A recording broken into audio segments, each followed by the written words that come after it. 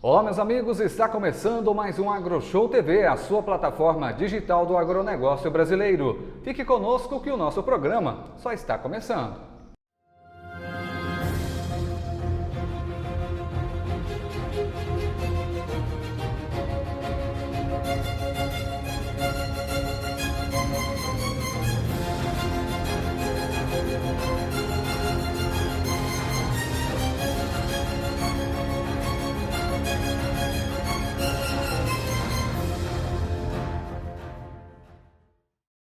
Produção rural e meio ambiente caminham de mãos dadas. Um depende do outro. Por isso, o governo federal criou o CAR, uma ferramenta que acompanha a preservação, seguindo o Código Florestal, e gera benefícios para o produtor.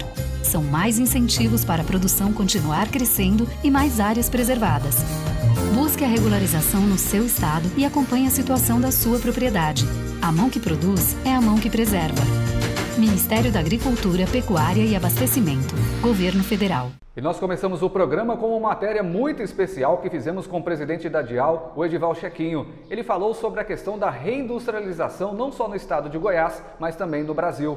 A primeira parte dessa matéria você confere a partir de agora. Ao longo da história, Goiás tem um parque industrial relativamente novo, né? Goiás ele vem sendo industrializado mesmo de 30 anos para cá, o que é, para uma economia, né, um segmento tão pujante, pouco tempo, né, vamos dizer assim. E isso se deve a algumas questões lá no passado de um atrativo forte, que eram os incentivos fiscais, que a gente sempre fala, e também uma concorrência por questões de mão de obra, espaço físico lá nos grandes centros, né? E aí teve essa mudança de olhar para a interiorização da indústria no Brasil. Não teve nenhum plano, Manuel, federal, vamos dizer assim, que tivesse o estímulo de interiorizar a indústria no Brasil, a não ser a Zona Franca de Manaus, né? Que também foi incentivo fiscal. Esse sim foi federal, mas os outros foram os programas de incentivos fiscais estaduais, né? Que foram bancados pelos estados, e isso concorreu para que Goiás chegasse ao 7º maior parque industrial do país hoje, né? Porém, a indústria no Brasil, no âmbito geral, ela vem decrescendo a sua participação no PIB. Já foi 40%, hoje está por volta de 14%. E aí são vários os fatores, né, que levam a isso, principalmente o custo Brasil. O Brasil é caro para se produzir e para se industrializar. Nós temos muitos entraves de ordem tributária, são altos os impostos, a dificuldade para se obter certificações e licenças, e isso vem trazendo um ambiente de negócios para a indústria desfavorável. O comércio e serviços cresceram muito, porém, se continuar essa estagnação do crescimento, né, da indústria, o comércio e serviços serão fortemente afetados, porque a indústria é que agrega valor ao produto, à matéria-prima, e que gera distribuição de renda, né? Os empregos na indústria são, em média, melhores do que no comércio e serviços e na agricultura. Porém, olhando para um cenário de futuro, a gente preocupa porque as ações de governo federal e estaduais para assegurar o crescimento da indústria são poucas, né? Não tem tanta relevância. Uma delas é o estímulo, né, por exemplo, que nós temos para exportar matéria-prima, e quando vai industrializar, altas cargas tributárias. Outros são oligopólios, aí, por exemplo, para aquisição de resinas, né? Que nós temos aí a Braskem, que é sócia da Petrobras, é a única que compra resina. Então, existem alguns oligopólios que cercam isso também, que obstruem esse crescimento da indústria. Falta de infraestrutura, isso é grave, né? Energia elétrica, gás natural, que nós não temos, a logística muito complexa ainda, agora que Goiás vai experimentar uma logística de linha ferroviária, né? Quer dizer, depois de décadas aí, né? E há a necessidade dos estados, né? Juntamente com os municípios que são industrializados, ter os olhos mais atentos, assim, por setor, por segmento, sentar com cada segmento, e aí eu entendo que é a saída que eu sempre falo essa reindustrialização passa por aí, sentar com cada segmento e sentir juntos as dores que esse segmento está passando para aplicar o medicamento correto. E isso não é só impostos, não é só isso. Tem alguns que é problema de matéria-prima, outros o aspecto de infraestrutura pesa muito mais, né? Então, assim, os governos, os governantes, né, os gestores aí públicos precisam entender as cadeias, as principais no primeiro momento e depois todas as outras ao longo do tempo, porque aquelas que são pequenas hoje poderão ser grandes, né, em breve. E como o país tem muita produção de matéria-prima de alimentos, nós temos grandes chances, né, de atender o mercado mundial no crescimento do consumo de biocombustíveis, do consumo de alimentos, de bebidas, e é isso que nós precisaríamos harmonizar internamente, entender cada cadeia e trabalhar nesse sentido, não com medidas lineares que atendem afetam, não atendem, afetam todos os setores da economia. A licença ambiental que demora 4 anos, às vezes quebrou o cara, ele passou por um momento de crescimento para se consolidar e naquele momento ele não teve as autorizações. Eu estou falando licença ambiental, mas tem aprovação na Anvisa. Você sabia que por exemplo, você fazer uma granja em Goiás, né? E Paraná só que também está bem nisso, o restante dos estados, e Minas também evoluiu muito. Mas para você fazer uma granja são 4 anos para tirar uma licença ambiental. E uma granja você constrói em 6 meses, né? E pode estar produzindo em seguida, agregando valor. Para você tirar uma certificação de caminhões para transportar medicamentos, que é outro setor muito importante aqui em Goiás, são 4, 5 anos para a Anvisa te dar uma Suvisa, né, Superintendência da Vigilância Sanitária Estadual, te conceder uma certificação para um caminhão. Quer dizer, é um negócio de maluco, só no Brasil mesmo que a gente enxerga isso, né? Você sabia que o Banco do Brasil desenvolveu um aplicativo para trabalhar com imóveis, não só urbanos, mas também rurais? Confira na matéria como funciona e você, produtor rural, como você pode fazer para adquirir a sua propriedade. O Banco do Brasil está oferecendo imóveis com desconto de até 70%. Estão disponíveis imóveis em 25 estados e no Distrito Federal. As compras são online, podendo ser intermediadas pelo suporte comercial do site, imobiliárias parceiras ou ainda efetuadas por leilão. Ao todo, são mais de 1.600 opções urbanas e 40 oportunidades rurais. Os valores variam entre 15 e 7,5 milhões de reais. Lotes de terra têm preços iniciais de R$ 5.000. Os imóveis com desconto vendidos pelo Banco do Brasil são residenciais, comerciais, rurais e até unidades do Banco do Brasil que não estão sendo mais utilizadas. Além disso, salas comerciais, prédios, apartamentos, lotes, casas, chácaras, entre outros espaços.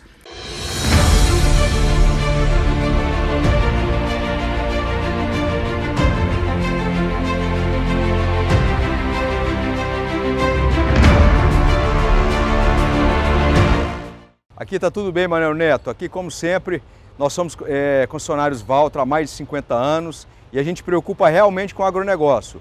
E o diferencial nosso é exatamente as marcas que a gente trabalha, implemento todas as marcas que a gente trabalha e a questão da disponibilidade do produto é que realmente fazem a diferença aqui na Planalto. E falando em estoque, está aqui para vocês olharem para verem o que a gente tem disponibilidade de estoque, não somente de implementos, como tratores, distribuidores, colheitadeiras, pulverizadores, realmente preparado para atender vocês nessa grande safra que tivemos em 2020 e que teremos em 2021. Aqui nós temos todo o estoque nosso disponível para vocês, desde o pequeno, médio, grande produtor, tratores com mais tecnologia, menos tecnologia, para realmente atender a sua necessidade. Na parte de tratores, a gente tem uma área do estado de Goiás para ser trabalhada, e a parte de implementos, todo o território nacional é a nossa área de atuação. E aqui na Planalto nós não só temos um estoque disponível para te atender, mas a nossa maior preocupação é o nosso pós-venda, a assistência técnica para realmente cuidar do seu patrimônio. Às vezes é um investimento alto que o senhor está fazendo, mas a gente precisa de ter um suporte técnico qualificado, treinado pela fábrica, com ferramental especial para não deixar sua máquina parar no campo. Essa é uma grande preocupação e a gente está preparado para realmente atender vocês. Nós não preocupamos somente com o nosso estoque de tratores e implementos, como assistência técnica e um grande estoque de peças para realmente atender o seu trator na hora que você precisar. Esse é o nosso compromisso Planalto de ser. E se você quer comprar o seu trator, o seu equipamento agrícola, venha até nós. Nós temos as melhores linhas de crédito e o nosso produto consórcio direto de fábrica para realmente atender a sua necessidade.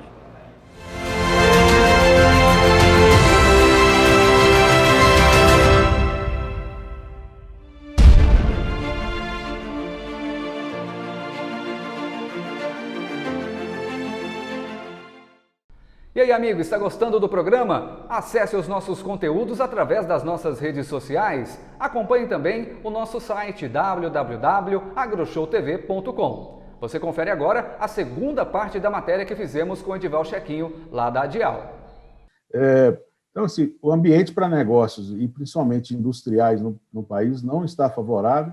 As altas representações, tipo Confederação Nacional, não estão conseguindo empreender resultados junto ao governo, ficam tratando também das macroeconomias, então entendo que é o momento do Estado, empresários, associações, federações de classe, se reunirem e ir por segmento. Você veja bem, em Goiás nós temos 5 setores que respondem por mais de 60% da indústria, que é o alimentos e bebidas, depois os biocombustíveis, só aí já se vão 40%. Depois nós temos o indústria farmacêutica e depois acho que já é automóveis, já deu 60%. Muitos dos outros 40% estão linkados a esses outros, ou seja, embalagens, outras indústrias que atendem esses outros setores, né? Então, assim, não é muito difícil você em alimentos, quantos tipos de alimentos nós temos? Os vegetais em conserva, derivados de milho seco, e assim vai, porque ninguém come, aí que está o negócio. A gente fala em alimento, mas produz muita soja, muito milho. Eu quero fazer uma enquete aí, perguntar esse ano passado, nos últimos 5 anos, quantos quilos de soja você comeu? Assim, soja, às vezes numa salada, num restaurante, né? Então, assim, você comeu muito frango, tomou muito leite, queijo, que veio do farelo de soja que fez a ração, né? O óleo de soja tem que ser extraído, industrializado. O milho precisa ser, no mínimo, triturado, né? Para comer, fazer um fubá, né? Então, assim, é isso que a gente precisa ter o olhar, sabe? É essa reindustrialização que a gente fala, é olhar para dentro de casa, para a carroceria do próprio caminhão aqui e ver, ajeitar a carga para poder seguir a estrada. Nesse sentido. Isso, desindustrialização. Só que isso daí é uma situação que eu acho que, pelo que eu vi aqui, né, tá dentro disso que você falou, que é aquelas circunstâncias adversas, que é algo que tem acontecido já, pelo que eu entendi, né, posso estar errado, isso já vem acontecendo até mesmo antes da pandemia, porque muita gente pode falar assim, não, mas é por causa da pandemia que isso aconteceu, mas não tem nada a ver, não é mesmo? Vem de longo, já de muito tempo.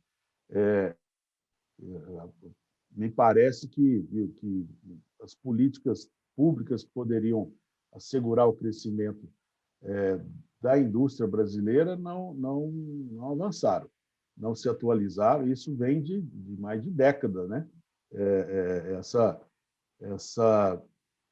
Esse aumento do custo, quando o custo fica alto, você vende menos, você não concorre no mercado lá fora, e aí o governo ainda vem falando, mas tem altas cargas de incentivo do governo federal, do governo estadual, e nós precisamos tirar os incentivos para a indústria se transformar mais competitiva. Então, fica tudo bem, né? O futuro poderá ser assim, se forem tirando, por exemplo, os 46% de impostos que nós temos no PIB.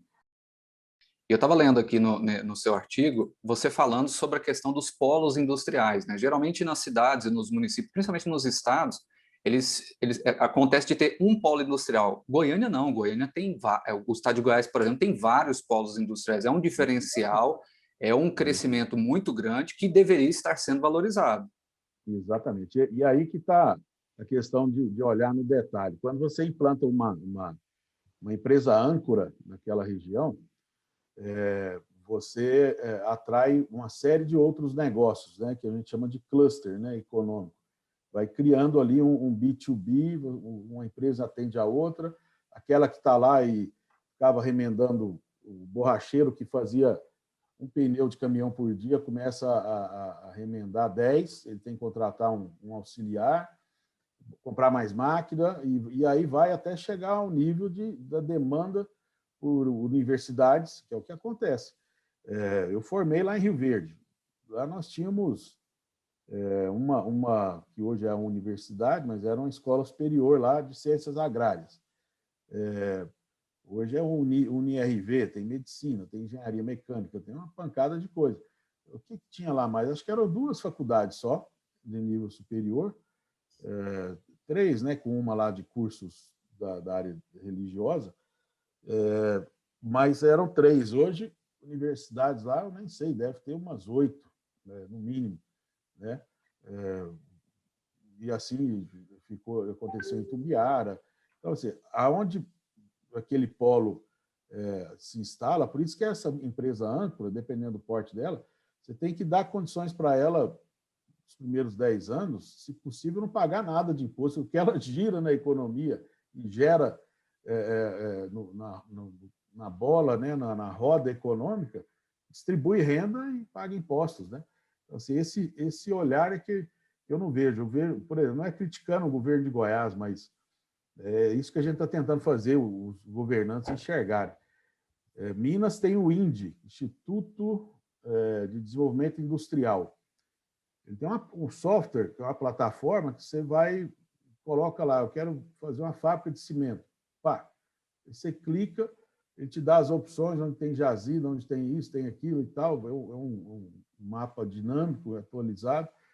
E tem um grupo que tanto busca investidores, né, vai buscar investidores, como também, quando chega o investidor, é quem atende e vai levar para conhecer. O Invest São Paulo, hoje, quem está na presidência do Invest São Paulo, que também é um instituto, acho que eles calibram como instituto para poder pagar, remunerar o pessoal do mercado. Não é nada, não é que não é nada público. O dinheiro é público, mas a gestão é privada.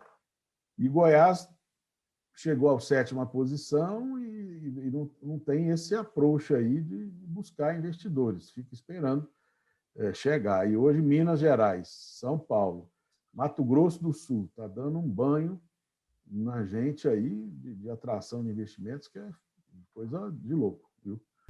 A vacinação contra a febre aftosa desse ano já está sendo preparada pela Agrodefesa. Você sabia que as vacinas já estão chegando? Quem conta tudo é o presidente da Agrodefesa, José Sado.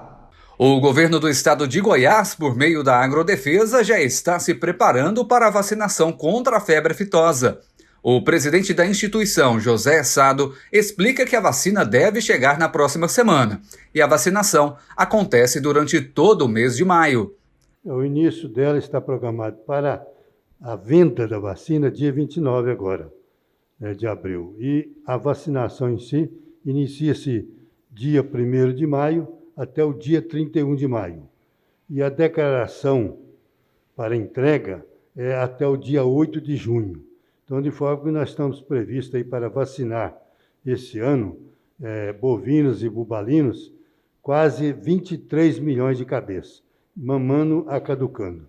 Então, está programada essa essa previsão de quase 23 milhões de cabeças a essa vacinação de aftosa e também em 121 municípios, que são municípios de alto risco da raiva.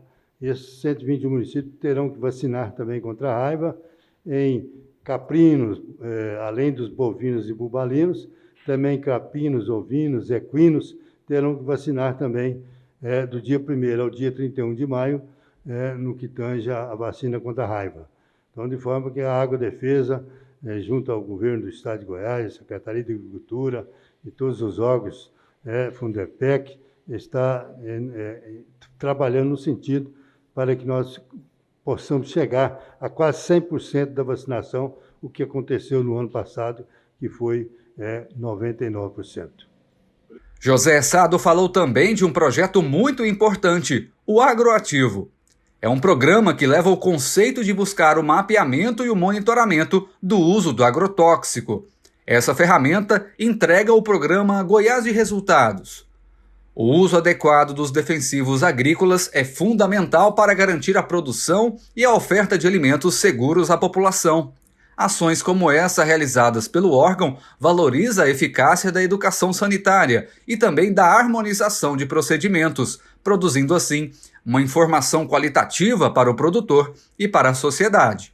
O Agroativo é um treinamento que está sendo dado online, junto com a vice-governadoria, nosso vice-governador Lincoln TJ, para que os nossos fiscais, que são mais de 46 fiscais, que estão participando desse treinamento do Agroativo, a fim de que orientar os nossos produtores de grãos a usar,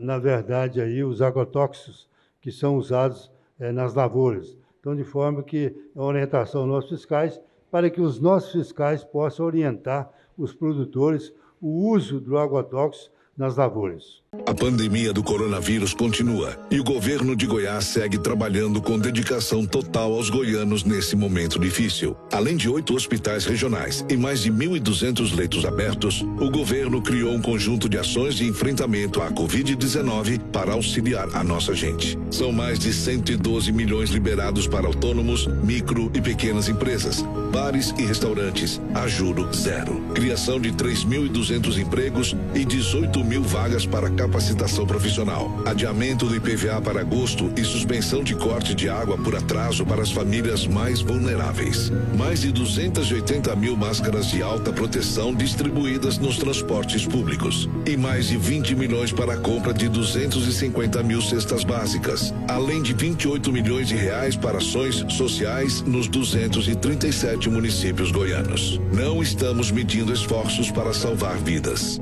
Faça a sua parte. E agora vamos à terceira e última parte da entrevista que fizemos com o presidente da ADIAL, o Edival Chequinho. Confira.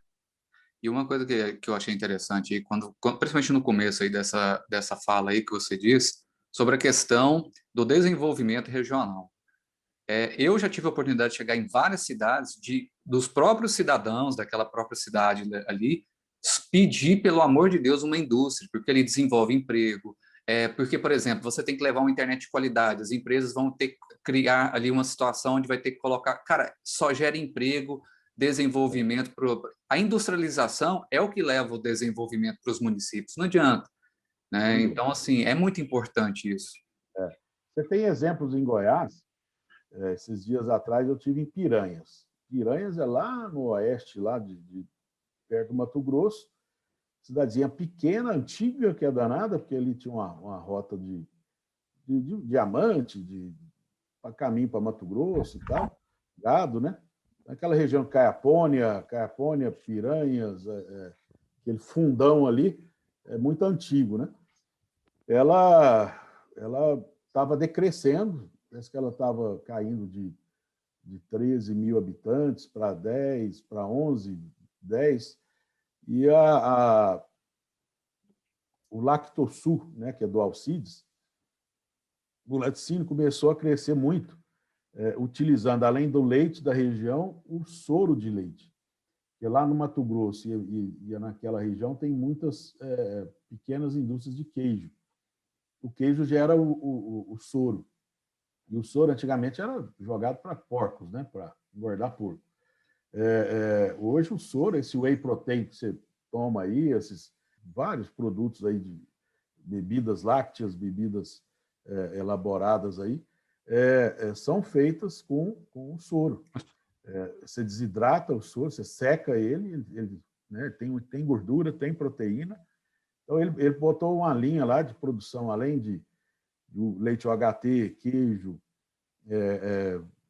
creme de leite, leite condensado, que aí compra o açúcar daqui de alguma usina, leva para lá para fazer o leite condensado, você vai agregando, né? Ele também começou nessa linha, ele faz os preparados aí para Nestlé, colocar em chocolate, para essa turma toda, sai ali de Piranhas. Ele tem 450 trabalhadores. Lá são, Manuel, 5 agências bancárias, não tinha quase nenhuma. Tinha um correspondente lá, acho que da Caixa Econômica Federal, um troço assim. E hoje tem 5 agências bancárias. Então, é uma cidadezinha que essa indústria segura a onda dela e vai segurar eternamente. Eu já vi várias cidades, né? Eu acho que não pede, por exemplo, eu tive a oportunidade de conhecer a cidade de Nova Veneza. Lá tem uma indústria, como é que até do prefeito da cidade lá, super famosa, mexe com embutidos, né? Abate de animais e tal. Então, tipo assim, a industrialização trouxe praticamente todo mundo lá trabalha na indústria. Tipo assim, você vê que a cidade, ou poucas pessoas vêm para Goiânia ainda para poder trabalhar, mas a grande maioria trabalha por lá. E com qualidade de vida, né? Porque esse cara, quando vem para Goiânia, vai morar lá na Caixa Prego, pegar 3 ônibus lotados para chegar num lugar para ganhar mesma coisa ou menos do que poderia estar ganhando lá. E essa questão é interessante, que ver Quirinópolis. Foram instaladas 2 grandes usinas lá. O pessoal, mas virou só cana, lá em Golvelândia não tem nada, a cidade ficou do mesmo tamanho. Aí, conversa demais, né? Eu fui lá e visitei a SJC, São João Cargill, fazem etanol de milho também, além de etanol de cana. Sobra o DDG, que é aquele farelo, né, da produção do etanol de milho. Hoje, a concentração de confinamentos lá na região é uma das maiores do estado, confinamento bovino, porque o produto ele é muito bom para a engorda bovina e ele sai molhado, úmido, evita um processo industrial de secagem, que é caro, mas eles têm, mas uma boa parte eles vendem úmido, mas ele tem uma durabilidade de 2, 3 dias, então você tem que estar perto, não pode estar, tem que estar reabastecendo seu estoque, colocando lá quase que da fábrica para o coxo, né? Ele tem 2, 3 dias só de durabilidade fora com essa umidade. Então gerou confinamento. Aí falou, mas Golvelândia.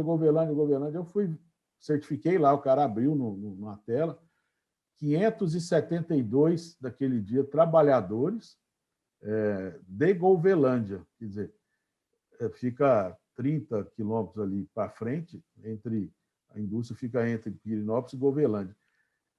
Lá Golvelândia deve ser 6.000, 7.000 habitantes, estourando.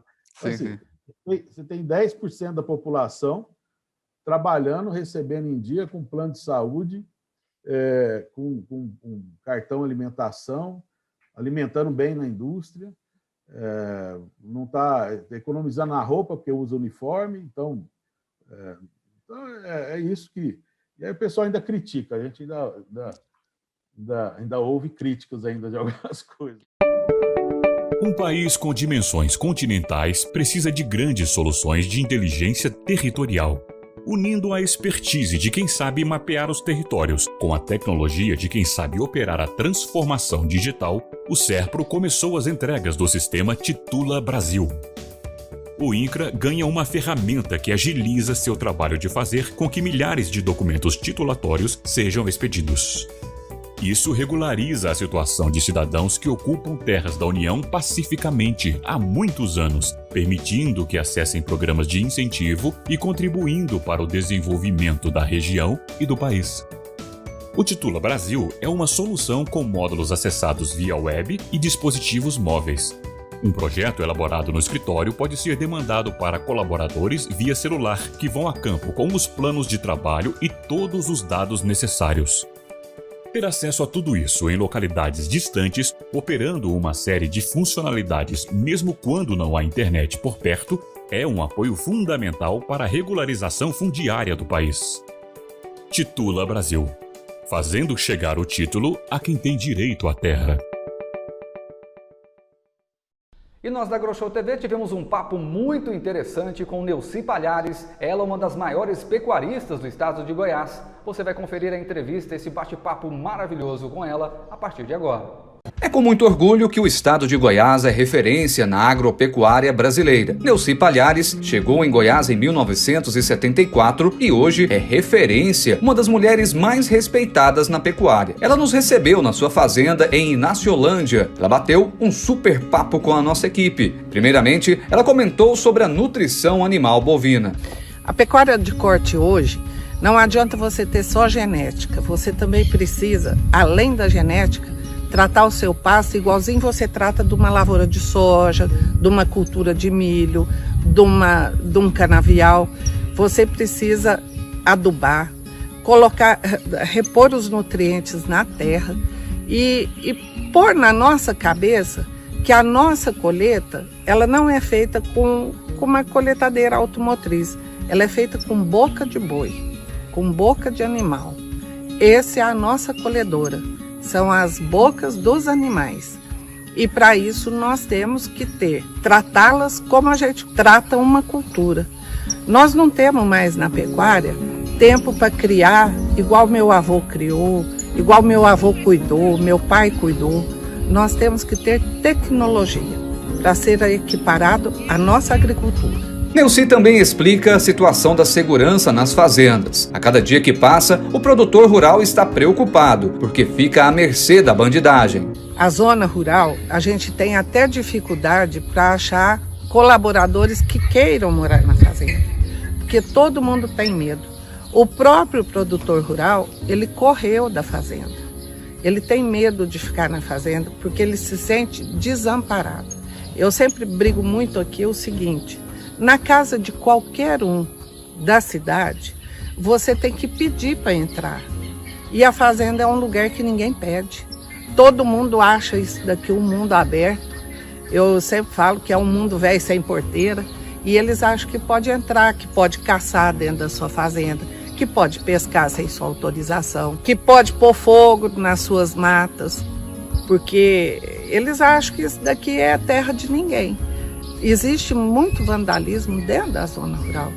Até aproveito a oportunidade de poder estar falando aqui com você, pedir aos nossos governantes, aos nossos senadores, aos nossos deputados, ao governo de Goiás, que faça a expansão da patrulha rural. Nós temos patrulha rural, mas a gente queria uma coisa mais generalizada, mais perto da gente. Ela sempre nos apoia, vem fazer, mas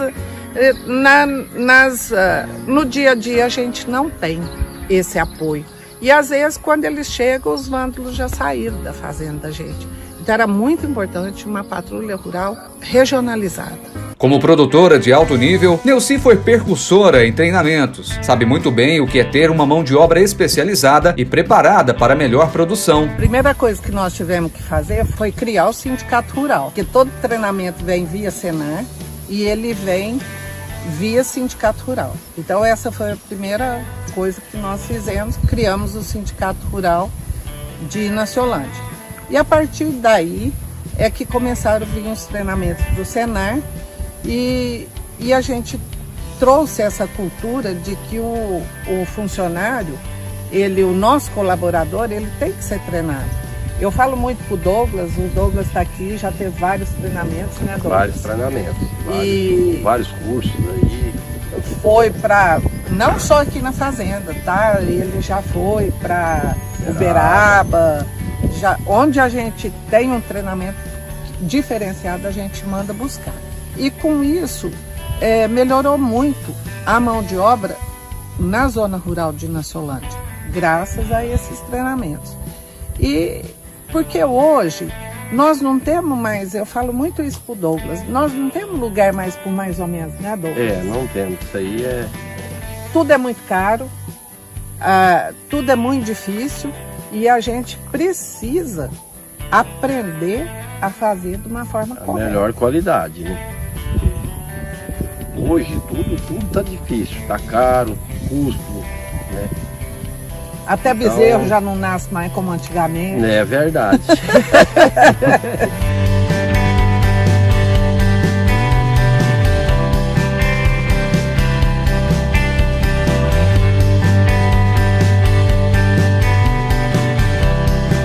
Todo o nosso lucro começa desde a inseminação. Aí, principalmente quando esse bezerro cai no chão. Aqui você está tendo a oportunidade de ver a nossa maternidade é em nossa volta.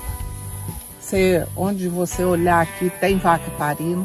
Agora ela sai daqui, ela vai para o pasto dela e a gente coloca outra remessa para parir, pela facilidade do colaborador estar olhando. Né? Porque aqui está o nosso negócio, né, Douglas? É verdade.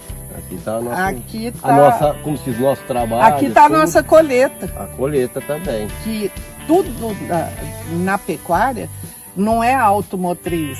Ela é tudo assim. O pasto é a boca do boi, da vaca que come. O nosso lucro está no bezerro que cai ao pé da vaca. É daqui que saem os nossos touros. Então, aqui, para mim, está concentrado 90% do... É o começo da nossa vida, né? É o começo da nossa vida. Neuci sabe também valorizar o seu profissional na fazenda. A hora extra da fazenda aqui é o seguinte, todo final de... Esse ano não teve, pela pandemia não teve, mas todo final de ciclo, depois que a gente faz a IATF, e entre a IATF e o nascimento, é onde a gente faz o pagamento da hora extra. Aí esse pagamento é feito com uma viagem. Porque se eu der din-din, o din-din vai entrar no bolso e ninguém vai se sentir assim, beneficiado.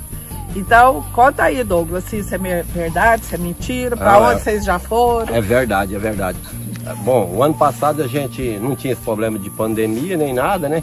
A gente passamos 4 dias em Caldas Novas.